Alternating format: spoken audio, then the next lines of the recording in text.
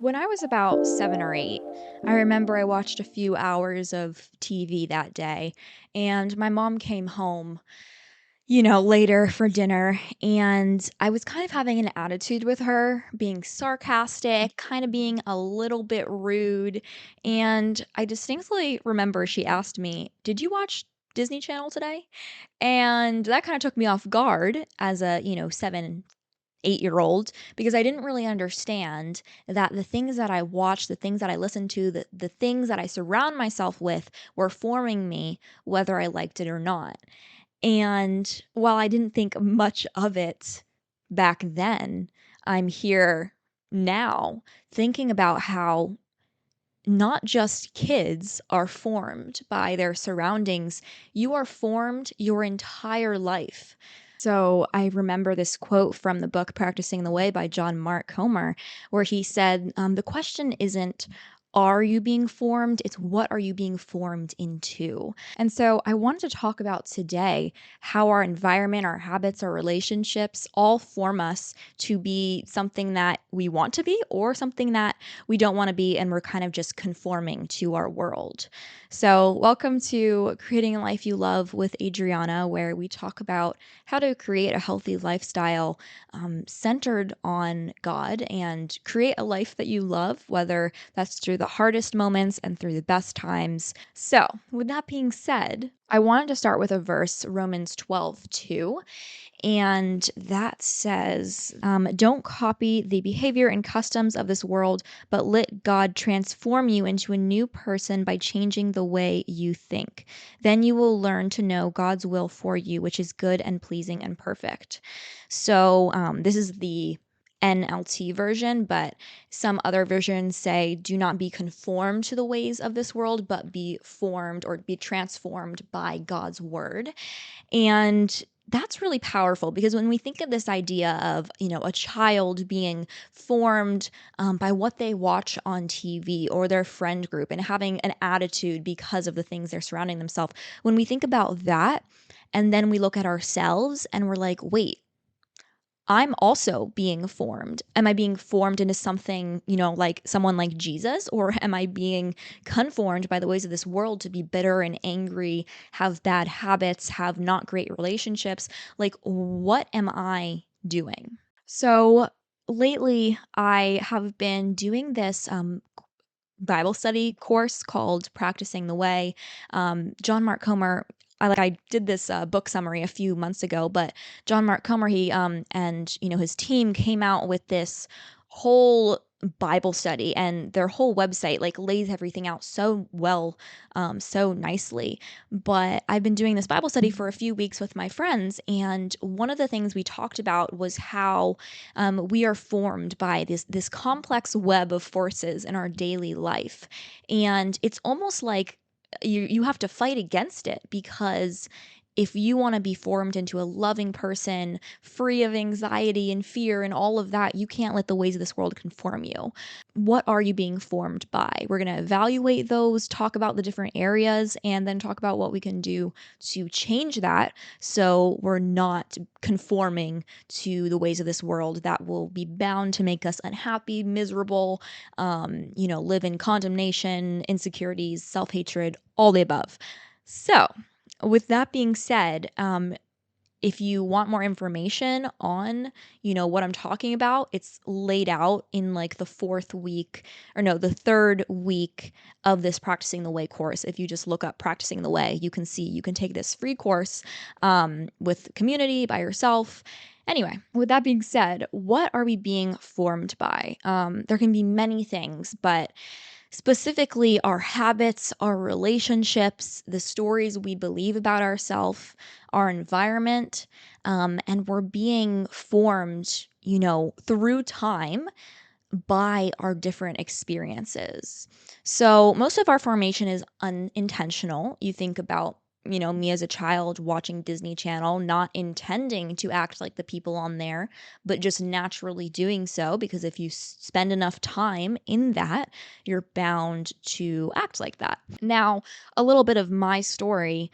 My habits used to consist of, waking up late, scrolling on my phone, seeing what everyone else in the world was doing, watching TV, uh, scrolling on my phone while I was, eating breakfast, then going to school and being undistracted, being very distracted, feeding negative thoughts. I would get home and instead of doing my homework, I would like multitask and watch something on Netflix plus do my homework. I would just spend constantly, multitasking, constantly busy, in a hurry. And since I started growing a relationship with God, I've realized how these habits were negatively affecting me. And even the smallest things like feeding into a negative thought, if you do that enough, you're going to live in those negative thoughts. So let's first talk about habits. What are your habits? So if you have the chance right now, you can pause this after I tell you what to write down.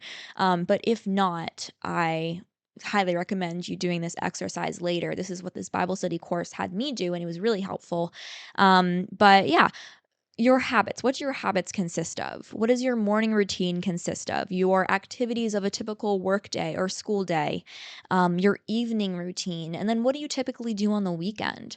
So evaluate all of these things. For instance, if I was to compare my morning routine a few years ago to my morning routine now, there's a stark difference, and it sets my day up for success to do what I'm doing now than what I was doing before. Before, like I said, I would wake up, start scrolling on my phone. I'd wake up late, so I'd be very hurried and rushing out the door. And I wouldn't exercise, I wouldn't read the Bible. I would just constantly be consumed by my thoughts and my phone. Now, what I do, I wake up earlier and I read the Bible, I pray, I spend time unhurried. And then I go to the gym or I go and take a walk on the beach or I move my body in some way. And then I go to work and I, get this done by 9 o'clock. Now, this may involve waking up at 5:36, depending on how much time you need. But to me, it's so worth it. So worth it because I can spend this time in quiet, reflecting on my thoughts in the morning, just doing all of this to set my day off right. And so I would encourage you go through your morning routine, your activities during the day, your evening routine. Something that I've been working on recently when I did this, formation audit is what you could call it. I noticed that during the day, although I was being productive, I would often get distracted by my thoughts. And, it's just like going around in circles in there sometimes. You'll be trying to work and all of a sudden you'll just have all these thoughts and it's like, it's kind of stressful, right? I heard this tip from a while ago from someone, and he was saying that anytime you have a thought and you're supposed to like be working, instead of engaging in that thought, just write it down and come back to it later. So for instance, maybe, you're working on something and all of a sudden you have a thought, oh my gosh, I have to call my mom. Or you have a thought, oh, I have to get that present for my friend next week. Or maybe you have a negative thought that's like, oh, I'm not doing enough. I'm, not a good friend. And you have like self defeating thoughts.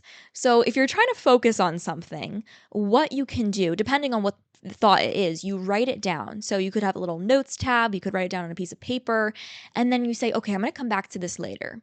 Now, if it's a really intrusive thought, really like self condemning or a very negative thought, bring that to the Lord and ask Him to just give you strength. And, you can revisit this later when you have more time.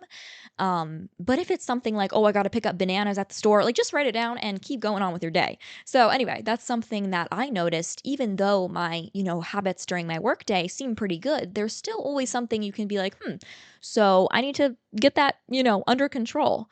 And then what you want to ask yourself after you write down these list of your habits, how do you think these habits are shaping you as a person?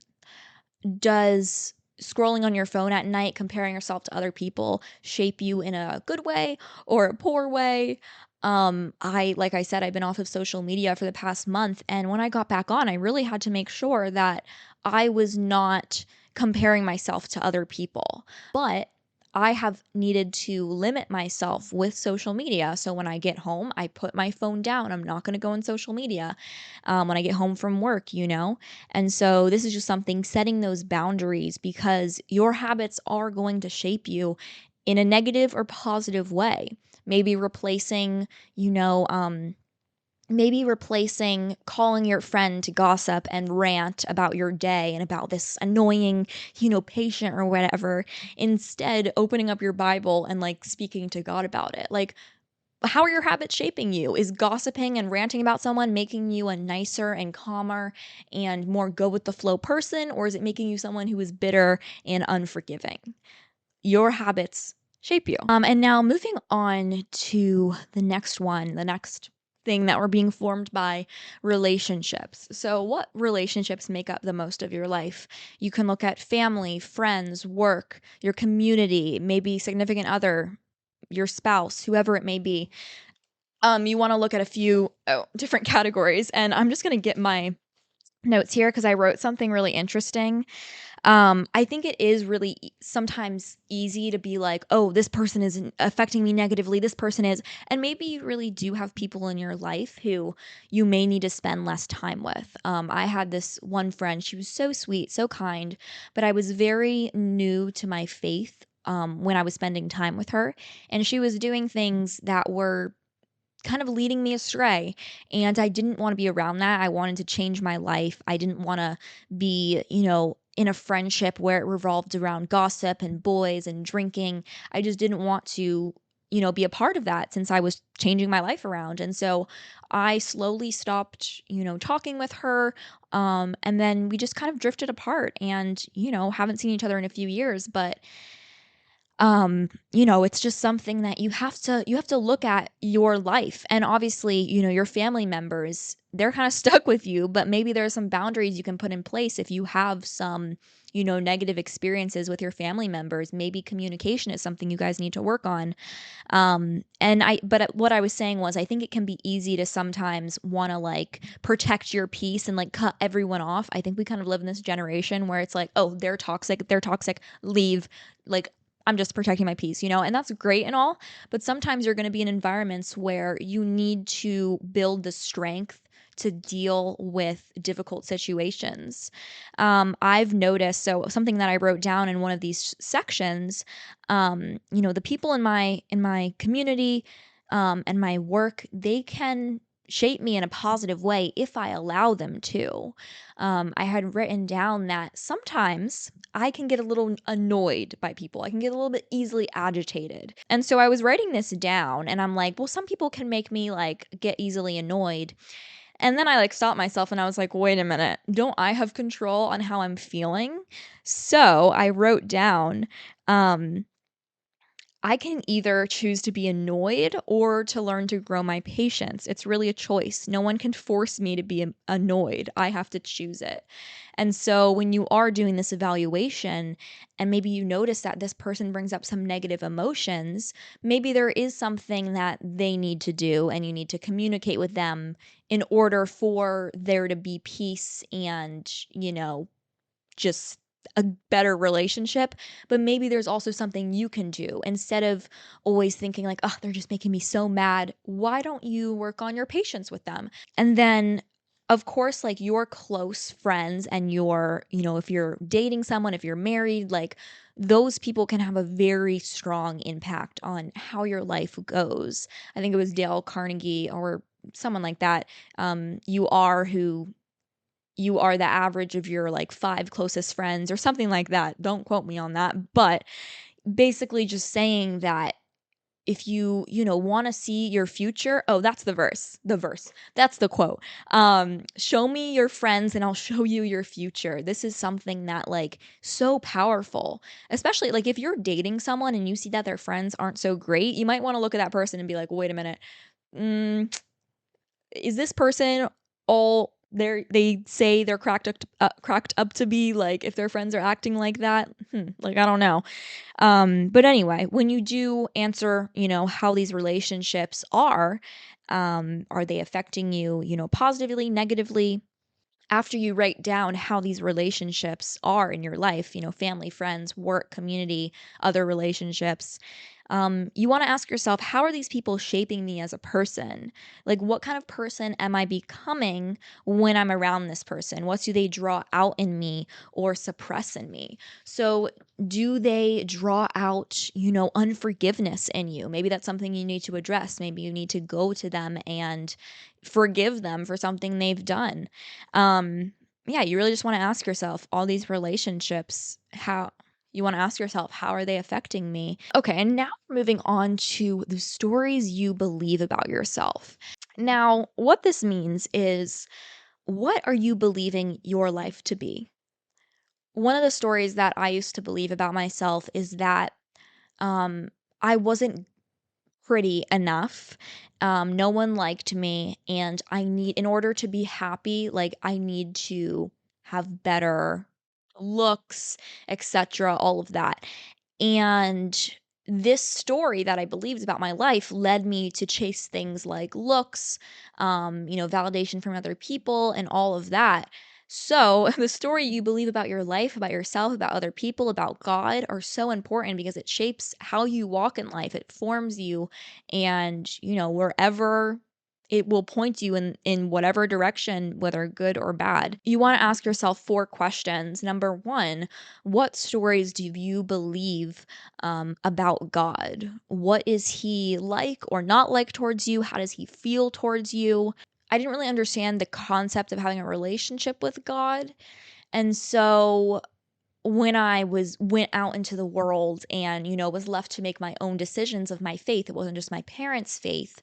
I believed God to be this, sovereign thing, sovereign being, but someone who just was angry and punished people.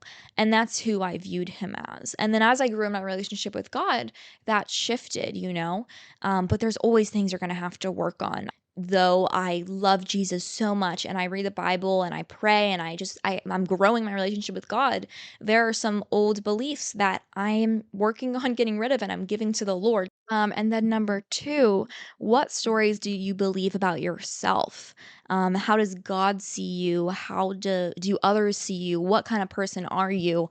What do you see for your future? So if a story you believe about yourself is something like I just said about how, I used to think that if I looked better, then people would like me, right? Now, if I believe that everything I do in life is going to revolve around my appearance, right? And about getting people to like me, and maybe even performing, maybe I think that performance is going to help God to like me. And I think that I have to perform for him when really that's not the case at all. God loves us where we are, and then he calls us to him so he can transform us and help us to be more Christ-like. But yeah, ask yourself, what stories are you believing about yourself? Do you believe that no one will ever like you? You'll never get married, you'll never be happy? Like, what is it that you don't believe? What is it that you believe about yourself that's driving you in life to make the decisions that you're making? Number 3, what stories do you believe about happiness? Do you believe that money will buy happiness, that looks will buy happiness? That was something that I believed. Now, like, I know that God is the only one who can make you happy. Maybe sometimes you kind of, might shift away from that, and you might subconsciously believe that once you're in a relationship, you'll be happy. So it's just evaluating, like, okay, what am I believing? Like, what is driving me in life? If money drives you in life, then you might work till you are so burnt out and so overwhelmed. So you really want to look at that. And then lastly, what stories do you believe about the meaning of life? What do you think matters most? Your career, family, health, something else? Like, what do you think matters most? And what I believe now of the meaning of life is to glorify God by spreading his word, and to also enjoy that process, and find joy in contributing and helping other people.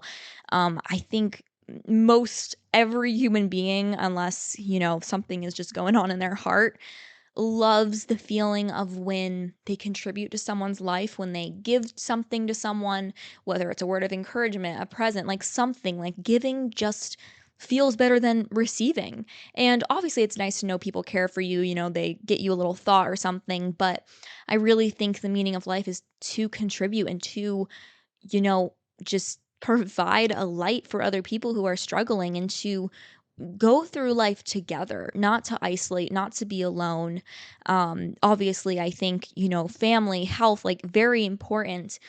But I think if you have health, you're super healthy, maybe you have family, but you're not contributing to other people, you're not sharing, the hope that is Jesus Christ, life can be a little bit unfulfilling. And I'm not saying that once you believe the meaning of life is to, glorify God, and you might have a specific meaning of life for you and your purpose.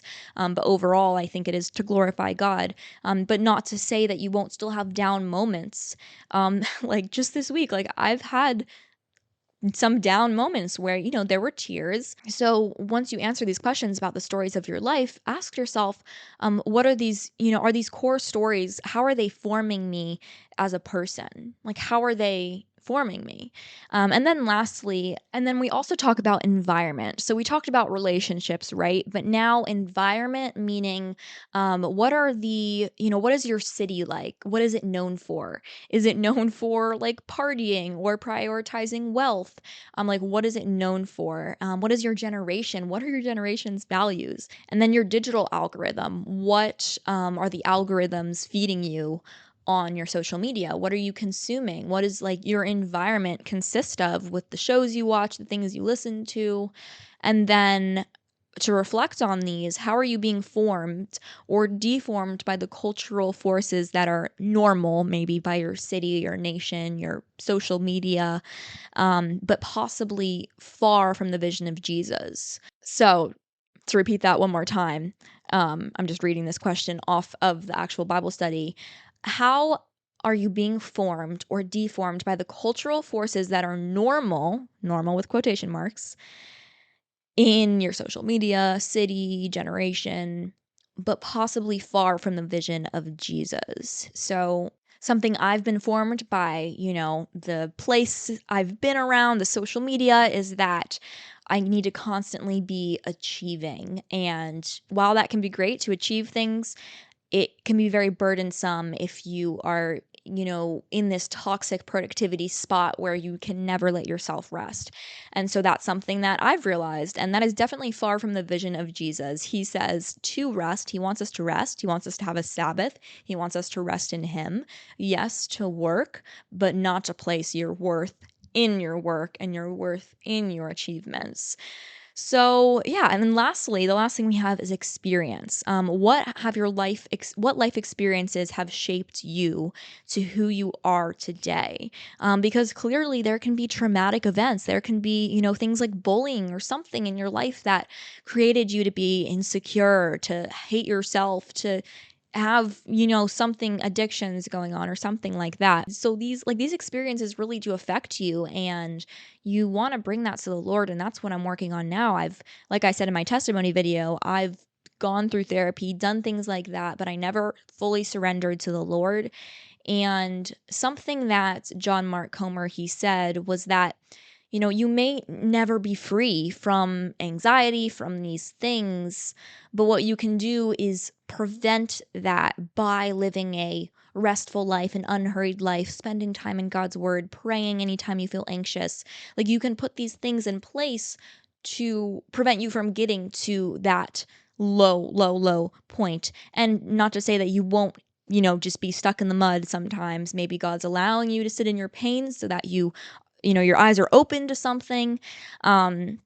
But anyway, yeah, traumatic events and then key experiences. If you were telling your testimony to someone, you were telling about your life, what key moments on your timeline of your life have like altered the trajectory of your life? Maybe when you got married, maybe when you moved to another city or got out of a relationship. And then the last thing you want to ask yourself is, how have your experiences formed and deformed you over the years? Where do you still need healing? What do you need to never forget and hold on to? Maybe like a really important moment. And then what are you still missing? Maybe you really need to bring these prayerfully to God, the things that you might have experienced in your life, so that you can allow Him to heal you. And that was a lot. Wow. That was quite a bit. Um, if that sounded like it made sense, I really hope it did, because that was quite a lot. But something that I want to say, all of these journaling things are great. Writing about how you're feeling, all these things, this formation audit is great, evaluating the habits in your life, the relationships, all of these things. But also remember, we're not robots. You can't program yourself instantly to never again, be angry. But you can work on bringing it to the Lord anytime you feel angry, anytime that habit starts to, start. You can give that to the Lord. So don't be discouraged when you tell yourself, I'm not going to go on my phone at night, and then you do it one time. Don't have to live in condemnation, but these questions are purely to get you to look at your life and see maybe some of the things that you can change, some of the things you can alter so that you can create a life you love. Like I said at the beginning, a life you love doesn't mean you're always going to be happy 24/7, but it means that you're actively working on bettering yourself, being more Christ-like, living a healthy lifestyle. And from there, you can learn to love the process. You may not love the moment you're in. You may be in a really unhappy moment, but you can look at it with a new perspective and be like, you know what? I'm going to get through this and it's going to make me stronger. And one day, Jesus will look at me and he'll be like, wow, I am so proud of you. And he's proud of you now. And one day it will all be worth it. So, with that being said, I hope you can just look at your life and really go over these. Like I said, there's always going to be things that you're going to be working on. Like my habits have been, pretty good from where they were a few years ago, but it took me some time to not check my phone in the morning. It took me some time to make a habit of praying, reading my Bible, journaling every morning. It's not going to be an overnight thing. Maybe it could be because that can happen too. But for the most part, it's going to take time and it's going to take effort. But that is so worth it because at the end, you're going to look back and be like, wow, I really did all I could to live a life of love, to create a life of love. Like I did all I could to better my life and in turn help the people around me. If you did like today's episode, subscribe if you're on YouTube, follow if you're on the podcast, and we'll see you next time. But remember this week to ask yourself, who are you becoming as a person? And are you intentional about who you are becoming? With that being said, I hope you have a wonderful week and I will talk to you next time. Bye.